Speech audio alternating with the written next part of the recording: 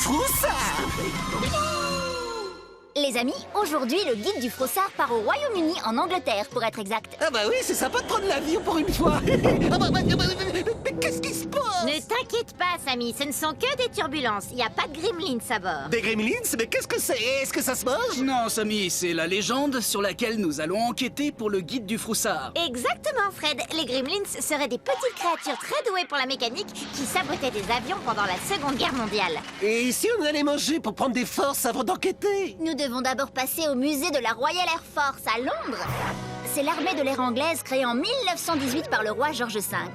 Le musée abrite tous les avions anglais de toutes les époques et nous avons rendez-vous avec le lieutenant Johnson.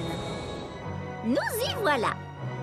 Bienvenue au guide du Froussard, en route pour la visite au cœur de la Royal Air Force. Avec moi, vous allez en apprendre beaucoup sur...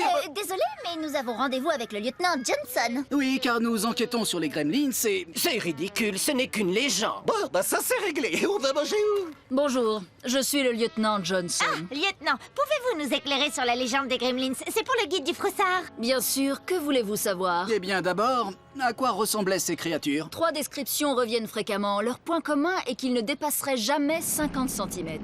On parle souvent de lutins avec une veste rouge et un pantalon vert.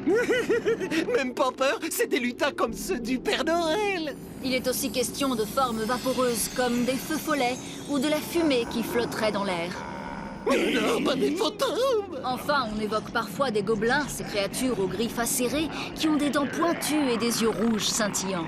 Je m'interroge, comment des lutins pourraient-ils tenir sur la carlingue d'un avion en plein vol? Là encore, il existe 2 théories. Certains avancent que les gremlins portaient des chaussures aimantées. Et d'autres pensent qu'ils avaient des ventouses sous les pieds, un peu comme les tentacules d'une pieuvre. Tiens, si on mangeait un plateau de fruits de mer. Des lutins à ventouses qui abîmeraient des avions? Difficile à croire, hein, mais je vais vous montrer un avion qui aurait subi une attaque de gremlins. Alors, vous voyez, ces petits lutins à ventouses sont plutôt du genre coriace. Les gremlins seraient donc vraiment méchants? C'est un peu plus compliqué. La légende dit que les gremlins évitaient aux pilotes des accidents graves. Par exemple, ils auraient forcé des avions à changer de cap, leur évitant de tomber dans un piège fatal.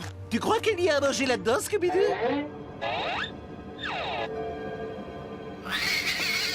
Oh, bah j'ai entendu comme un bruit. Ah, Gremlins!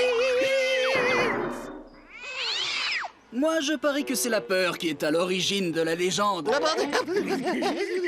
Vous avez raison, Fred. L'explication officielle, c'est que les soldats subissaient un très grand stress. L'altitude, la vitesse et bien sûr la peur influençaient leur perception et leurs esprits pouvaient leur jouer des tours.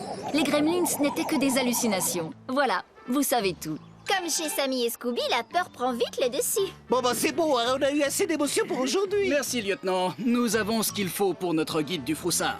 Absolument. Alors en route pour une nouvelle destination. D'accord, mais pour le voyage du retour, pas d'avion. Non. Oh, bah on est bien là, hein, Scooby-Doo. On croisera pas de gremlins, on profite de la mer, et en plus, il y a un buffet à volonté, c'est le top. Buffet à volonté, c'est cool. Je vais vous faire de la peine, mais le buffet n'est pas encore ouvert à cette heure-ci. Ça me laisse le temps de vous parler d'une autre légende. Un bateau qui aurait été attaqué.